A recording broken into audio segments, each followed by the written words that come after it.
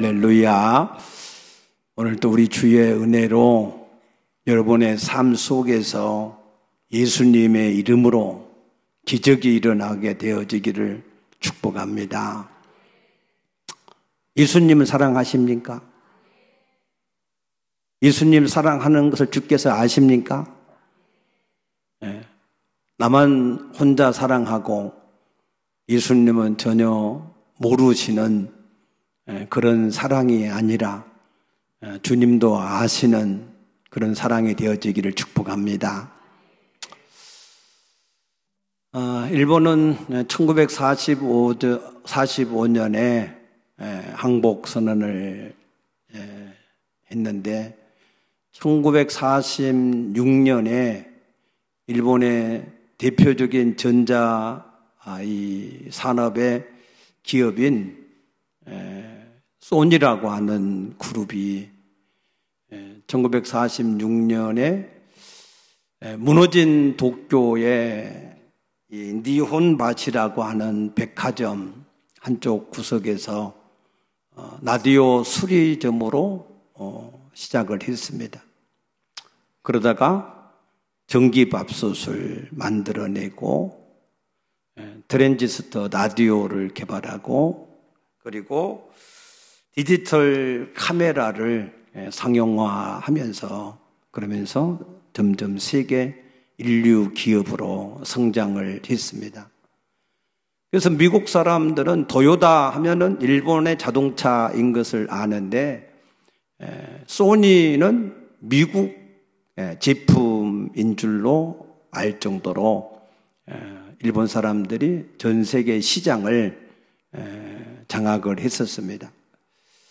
그러다가 1995년에 우리나라하고 또 중국하고 이런 전자산업에 점점 밀리게 되어졌고 그래서 전에는 전 세계 모든 가전 매장에 일본의 전자제품들이 전시가 되었다면 이제는 전 세계 어디를 가든 우리 대한민국 코리아의 삼성이나 LG 이러한 제품들이 그 매장을 차지하고 있는 것을 믿으시기 바랍니다. 이렇게 전 세계의 모든 회사들은 인류 제품을 생산을 해내려고 가장 좋은 상품을 만들어내려고 끊임없이 노력을 하고 있습니다. 그래서 인류 상품을 만들어내지 못하면 언제든지 삼류로 전락을 할 수밖에 없기 때문에 그들은 불철주야 최고의 상품을 만들기 위해서 경쟁을 하고 있습니다. 농산품들도 마찬가지입니다.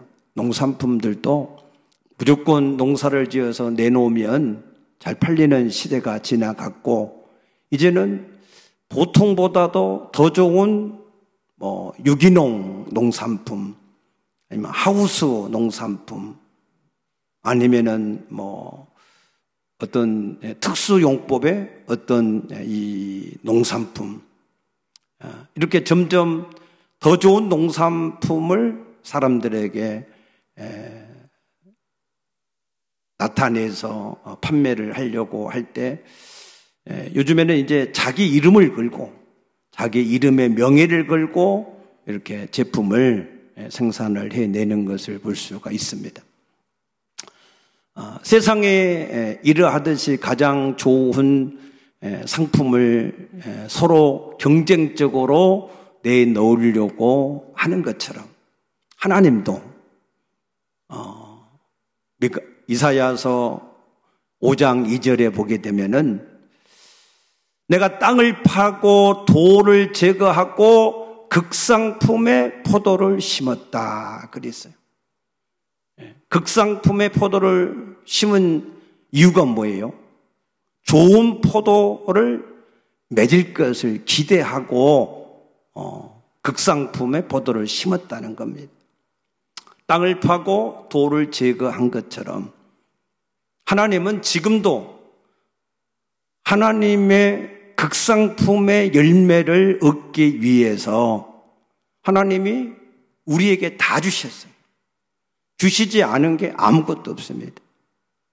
첫째는 그 아들도 주셨고, 성령도 주셨고, 말씀도 주셨고, 교회도 주셨고, 여러분의 눈으로 볼 수 있도록 또 주의 종들도 세워 주셨습니다. 그래서 이제는 최고의 극상품인 예수 그리스도를 우리가 씨로 받았기 때문에 우리가 최고의 극상품의 열매를 하나님이 맺기를 원하고 계신 것을 믿으시기 바랍니다. 그런데 우리가 들포도를 맺었다 그랬어요. 주님은 극상품을 심고 좋은 열매 맺기를 바랬는데 그런데 그들이 들포도를 맺었다 그랬습니다. 그러면은 그 주인이 어떻게 하겠습니까? 그 주인이 그때부터는 울타리를 걷어서 먹힘을 당하게 하고 그 담을 헐어서 짓밟히게 하고 그것을 황폐하게 하고 다시는 가지를 자르거나 북을 돋구어 주지 않고 가시와 찔레가 나서 그 땅을 덮게 할 것이고 하늘의 구름에게 명하여서 그 땅에 다시는 비를 내리지 못하게 하겠다 그랬습니다. 하나님은 극상품의 상품을 심으셨어요. 그래서 기대하는 것은 좋은 열매를 기대하고 계십니다. 그런데 극상품을 심었고 좋은 열매를 맺을 수 있는 모든 것을 다 주셨음에도 불구하고 들포도를 맺게 되면 하나님이 결코 그것을 기뻐하지 않으신다. 그 모든 축복이 오히려 저주가 되게 하신다 하는 것을 깨닫게 되어지시기를 축복합니다. 그래서 우리 모두는 하나님 앞에서 좋은 극상품의 신앙의 열매를 맺어야 할 줄로 믿습니다. 이것을 사도 바울은 로마서 1장에서 이렇게 설명했습니다. 로마서 1장 20절 보면은 창세로부터 그의 보이지 아니하는 하나님의 능력과 신성을 그가 만드신 만물 가운데 나타내 보이셨다. 그래서 핑계할 수 없다.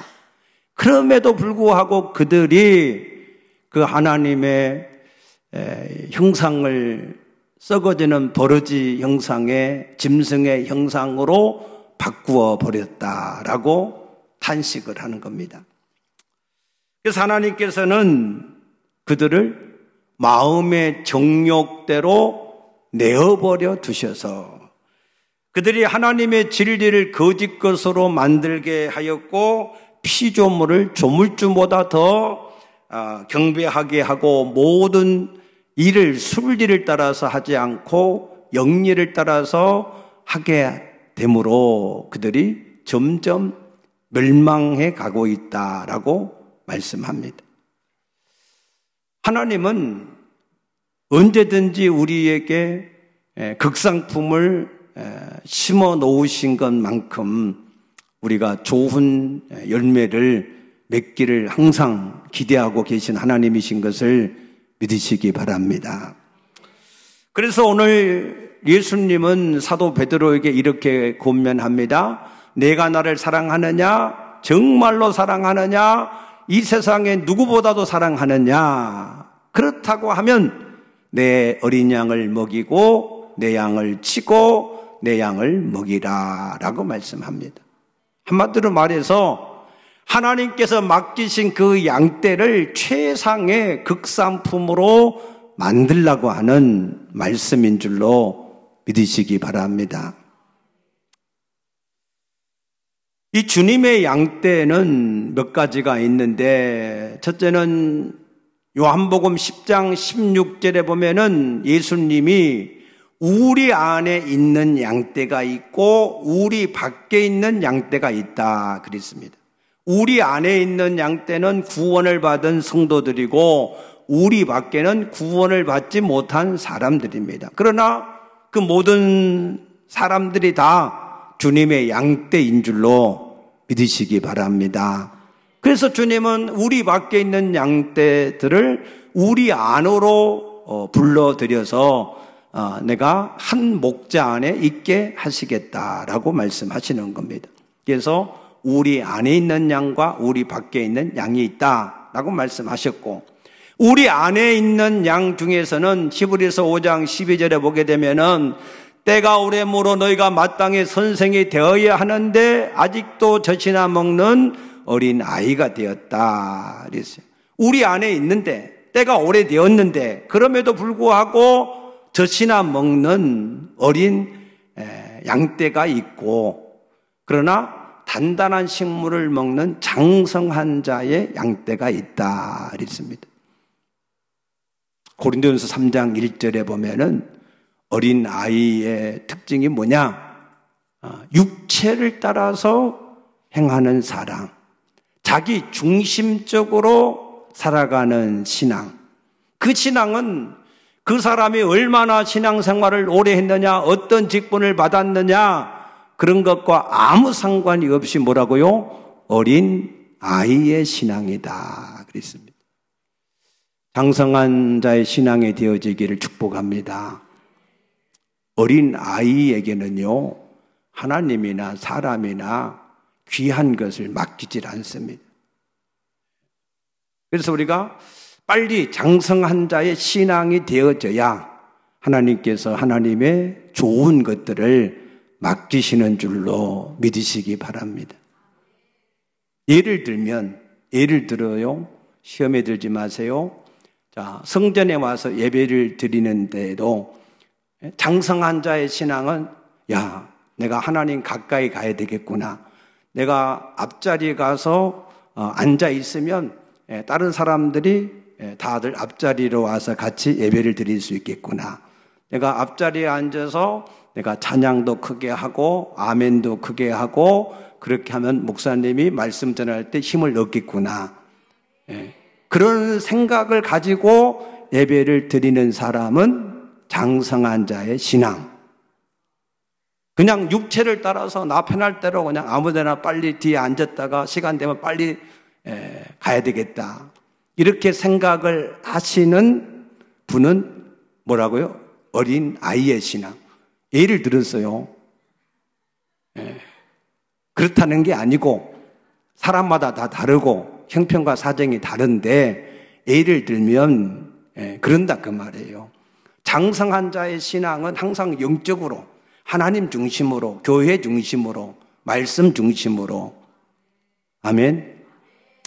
그런 사람의 신앙은 그냥 복이, 그냥 세월이 지나면 하나님이 좋은 것들로 채워줄 수밖에 없습니다. 사랑하는 자야, 내 영혼이 잘된것 같이 범사가 잘되고 강건하기를 원한다. 영혼이 잘되면, 그 신앙이 장성한 자의 신앙이면 당연히 하나님께서 그와 같은 복을 주실 수밖에 없습니다. 그래서 하나님은 예배소서 4장 13절에 너희가 이제는 하나님의 아들을 믿는 것과 아는 일에 하나가 되어서 온전한 사람을 이루어 그리스도의 장성한 분량에 이르도록 자라가야 된다 그랬습니다. 여러분, 신앙이 자라가게 되어지시기를 축복합니다. 사람이 거듭나는 것도 중요하지만 자라가야 그게 주님을 기쁘시게 할 수 있는 일이에요. 제가 중국에 이제 옛날에 한참 선교를 많이 갈 때 영길에 거기 가면은 그 목사님이 이제 교회가 남산교회라고 하는 교회가 있는데 숙소를 자기 집에서 이렇게 지내게 해서 제가 그 집에 하루 동안에 지낸 적이 있어요. 그런데 그 집에 아들이 하나인데 그 아들이 잘 자라지 않는 그런 자폐성 그런 아들이에요. 그래서 그 아들을 잠깐 동안 저는 보는데 너무 마음이 안쓰럽더라고, 안타깝고. 저 자식을 볼 때마다 그 부모가 얼마나 힘들까, 얼마나 마음에 상처가 될까 하는 그런 생각을 해본 적이 있습니다. 하나님도 우리가 그리스도 안에서 거듭날 뿐만 아니라 무럭무럭 우리가 잘 자라갈 때 하나님이 우리를 기뻐하시고 즐거워하실 줄로 믿으시기 바랍니다. 그래서 하나님께서는 우리가 극상품의 가장 좋은 그러한 하나님의 자녀의 상품을, 그리스도의 신부의 상품을, 그리스도의 제자의 상품을 우리가 맺어가기를 원하시는데, 어떻게 해야 이 하나님이 맡기신 양떼들이 하나님 앞에 그런 극상품의 하나님의 사람들로 세워질 수 있을까? 저는 이것 때문에 많이 고민을 하고 지금도 또 많이 고민을 하고 있습니다. 어떻게 해야 저 사람들이 정말로 하나님의 사람으로, 극상품으로 하나님이 받으시는 그런 사람들로 세워지게 할 수 있을까 하는 고민이죠. 그래서 모든 성경을 종합해 보고 모든 것을 정리를 해볼 때 저는 5가지의 신앙이 되게 해야 되겠다 하는 결론을 내렸습니다. 그 첫 번째가 뭐냐? 첫 번째는 하나님을 만나게 해야 된다 하는 겁니다. 구원이라고 하는 것은 생명 대신 하나님 아버지를 만나는 것이 우리의 구원인 줄로 믿으시기 바랍니다. 그래서 요한복음 1장 12절에 영접하는 자, 곧 그 이름을 믿는 자들에게는 하나님의 자녀가 되는 권세를 주신다 그랬는데, 우리가 어떻게 하나님을 만날 수 있습니까? 요한계시록 3장 20절에 볼지어다 내가 문 밖에 서서 두드리노니 그랬어요. 나를 만나려고 하나님이 찾아오신 것이 복음인 줄로 믿으시기 바랍니다. 세상의 종교는 세상의 신을 자기들이 찾아가도 못 만나는 게 세상의 종교예요. 그러나 예수 그리스도의 복음은 살아계신 하나님이 나를 만나려고 찾아오시는 것이 복음입니다. 나를 만나기 위해서 그 아들을 통해서 우리의 모든 죄를 담당해 주셨고, 죽으시고 부활하셔서 성령으로 또 우리 가운데 믿는 자 속에 찾아오시겠다고 약속하신 대로 오신 줄로 믿으시기 바랍니다.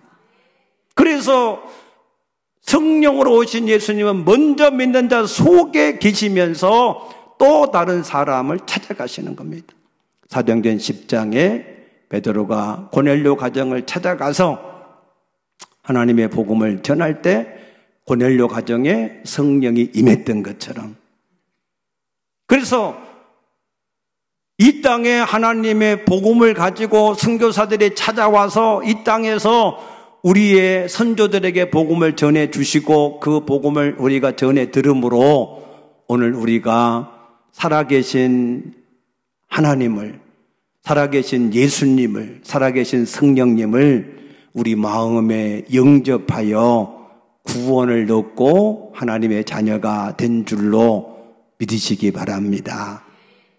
그래서 하나님이 나를 사람을 통해 찾아오셔요. 우리는 혹시 착각할 수 있습니다. 사도행전 9장에 사도 바울이 다메섹을 지나갈 때 하늘에서 빛이 비치고 하나님의 음성이 들리고 하나님이 그렇게 이 사도 바울을 찾아가신 게 아니에요. 그것은 영적인 경험이고 체험입니다. 좋은 경험이지요. 그러나 사도 바울이 정작 하나님을 만난 것은 다메섹에 있던 아나니아라고 하는 제자를 통해서 사울아 예수의 이름을 불러서 제사함을 받으라 라고 아나니아의 복음을 통해서, 아나니아를 통하여서 사도 바울이 예수님을 만난 줄로 믿으시기 바랍니다. 그래서 우리가 하나님을 만나는 것은 지금 먼저 믿는 자 속에 계신 그 사람이 전한 복음을 듣고 그 사람이 예수님을 영접할 때 어떻게 영접해야 되죠? 주는 그리스도시요 살아계신 하나님의 아들이다. 예수님은 나를 창조하신 하나님이고 내 죄악을 담당하신 구세주이시다. 믿습니까? 그러므로 나의 주인으로 퀴리오스 나의 주인으로 내가 주님을 영접합니다. 진실로 그렇게 인격적으로 주님을 자기에게 초청했을 때 성령님도 인격이신지라 우리 안에 그 중심의 진실함으로 영접하는 그 사람 속에 성령으로 내주하셔서 우리를 만나 주시는 줄로 믿으시기 바랍니다. 그 주님을 만나야 우리가 하나님의 자녀가 되어지고 마귀의 자녀에서 하나님 자녀가 되어지고 저주의 삶에서 축복의 사람으로 바뀌어지고 사주팔조 운명과 저주와 세상의 모든 것에서 우리가 해방되어지는 줄로 믿으시기 바랍니다.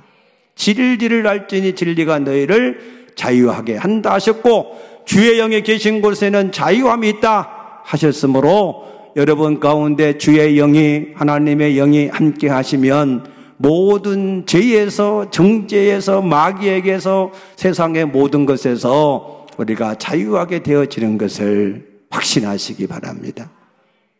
아멘. 구원의 확신이 뭐냐? 너희 가운데 예수 그리스도께서 계신 것이 구원의 확신이고 성령의 증거다 그랬습니다. 여러분들이 항상 여러분 안에 계신 예수님을 인격적으로 여러분들이 주인으로 섬길 수 있게 되어지기를 축복합니다. 이렇게 예수님을 영접한 사람은 거듭난 사람인데 새로운 생명을 얻었지만 이 생명이 그대로 있으면 안 돼요. 뭐 해야 돼요? 성장해야 돼요. 성장. 그래서 성장을 어떻게 하느냐? 로마서 10장 17절에 보면은 믿음은 들음에서 나며 들음은 그리스도의 말씀이다. 그래서 하나님의 말씀을 우리가 계속해서 들을 때 요한일서 1장 3절에 하나님이 우리를 부르신 것은 사귐을 위하여서 부르셨다 그랬어요. 날마다 우리가 주님과 사귐을 가질 때 그때 우리가 성장을 하는 겁니다. 우리 육신의 자녀도 태어났지만 그 부모가 그 엄마가 주야로 그와 함께 하면서 계속해서 그가 막 태어나서 말은 못하지만 눈을 맞추고 계속해서 사랑을 표하고 교제하니까 그가 사람다운 사람으로 바뀌어지는 겁니다. 맞습니까? 만약에 그가 태어났지만 짐승한테 가서 이게 여우나 이런 늑대 같은 데서 자라게 하면 그가 어떻게 자라겠어요? 늑대 소년이 되는 거지. 늑대 같은 사람이 되는 거잖아요. 그래서 우리는 하나님으로부터 거듭났기 때문에 하나님과 우리가 주야로 계속해서 우리가 사귈 때 우리가 점점점 주님을 닮아가고 그리스도의 장성한 분량에 이르도록 우리가 자라가게 될 줄로 믿습니다. 그러면 하나님은 영이신데 영이신 하나님과 우리가 어떻게 사귈 수 있느냐? 그것은 요한복음 1장 14절에 말씀의 육신이 되어 우리 가운데 거하심에 그랬어요. 영이신 하나님이 육신을 입고 이 땅에 계셨는데 그 예수님이 곧 하나님이다 그랬어요. 나를 본 자는 아버지를 보았다 그랬어요.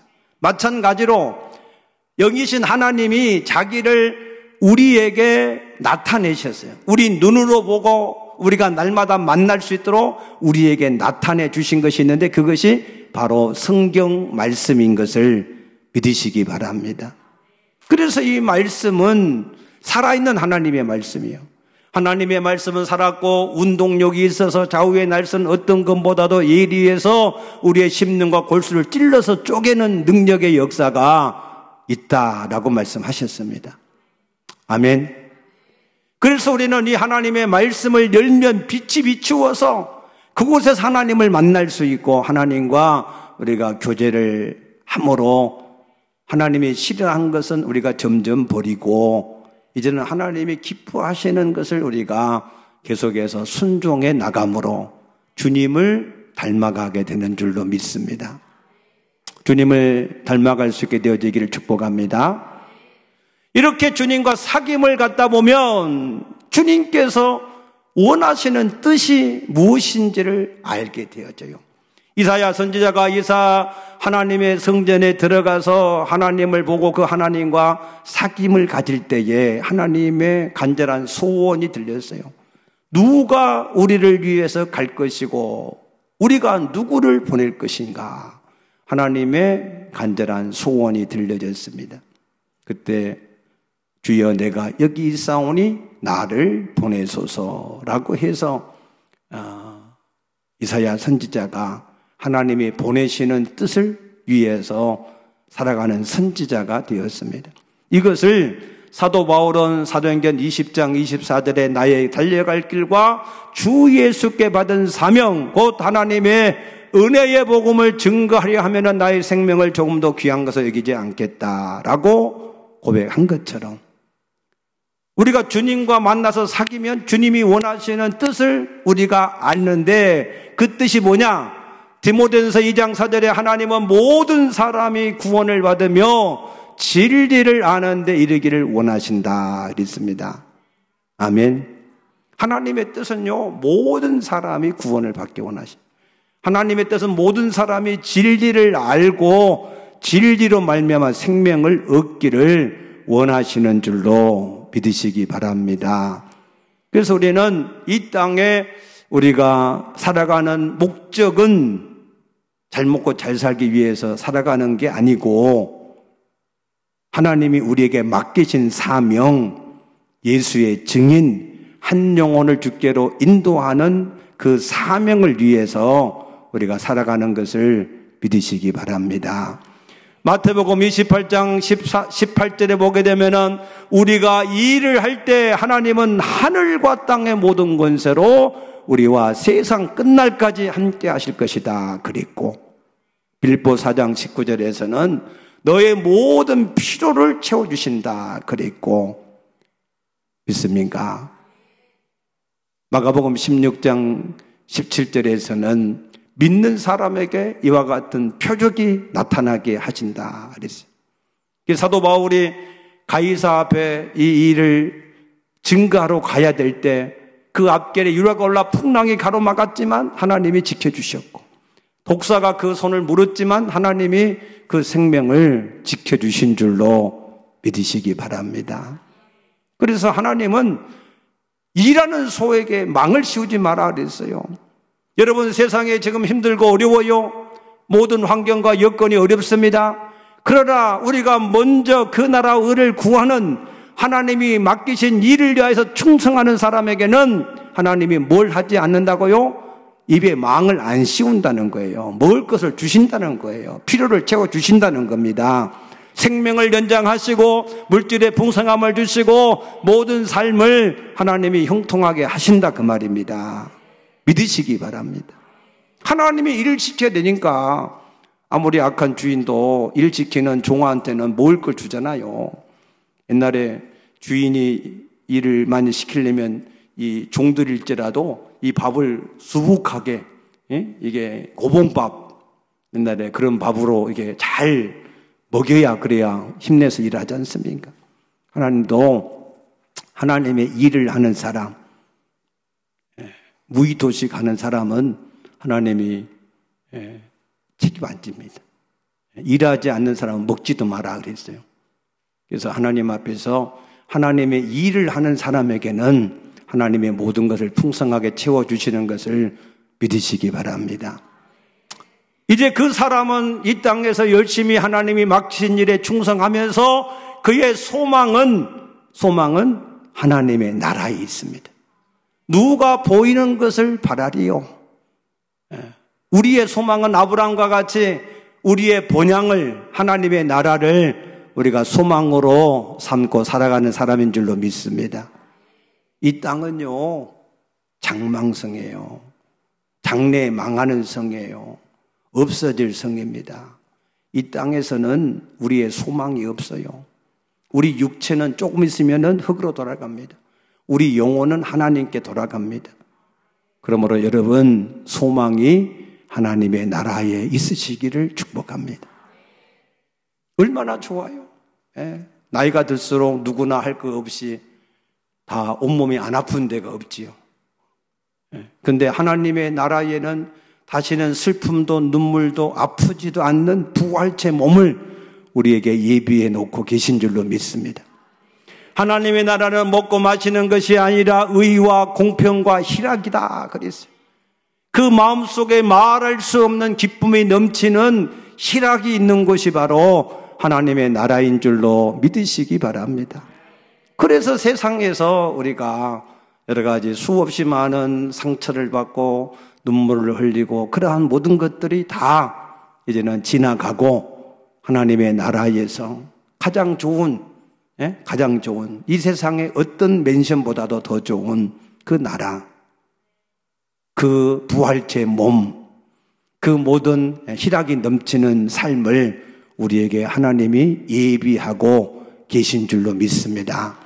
그래서 요한복음 14장 2절에 내가 너를 위하여 거처를 예비하러 가노니 내가 거처를 예비하면 내가 다시 와서 너희를 나 있는 곳으로 데리고 가시겠다 그러셨어요. 여러분, 하나님의 나라가 소망이 되어지기를 축복합니다. 부활체가 소망이 되어지기를 축복합니다. 그런데 이 땅에 우리가 가버리면 그러면은 이 땅에 계속해서 하나님의 복음을 전할 사람이 없으면 안 되잖아요. 우리가 그래서 반드시 제자를 우리가 세워놔야 됩니다. 내가 가더라도 나를 대신해서 이 땅에 하나님의 나라를 이룰 수 있는 제자, 그 제자를 세워놔야 되는데 사도 바울은 내가 전제와 같이 내가 부음받아지고 떠날 기약이 됐다. 그런데 이 디모데를 남겨뒀다. 디모데뿐만 아니라 수많은 제자를 남겨두었다는 겁니다. 그런 것처럼 우리도 제자를, 나 한 사람이 구원받았으니 한 사람이라도 제자를 남겨야 된다는 거예요. 요즘 우리나라 가장 큰 고민이 무엇입니까? 저출산 아닙니까? 두 사람이 결혼하는데 한 사람도 제대로 안 나요. 그러니 우리나라가 계속 존속하겠습니까? 2050년이 되면 대한민국이라고 하는 민족은 세계 역사 속에서 사라질 것이다. 계속해서 이런 이 출산율이 되어지면 그런다는 거예요. 마찬가지로 우리 그리스도인들도 우리가 나 한 사람이 구원받았으면 한 사람이라도 세워놔야 하나님의 나라가 지속적으로 확장될 줄로 믿으시기 바랍니다.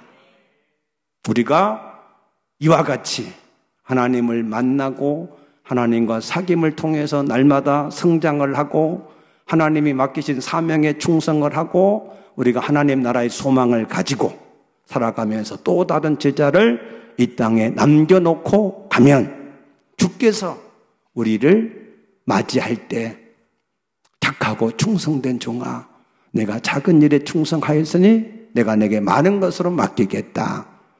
고린도후서 11장 2절에서 사도 바울은 나는 너희를 한 남편인 그리스도에게 중매하는 중매쟁이다. 우리는 다 그리스도의 신부요, 신랑 되시는 예수님을 우리가 만나러 가야 되는 신부인 줄로 믿습니다.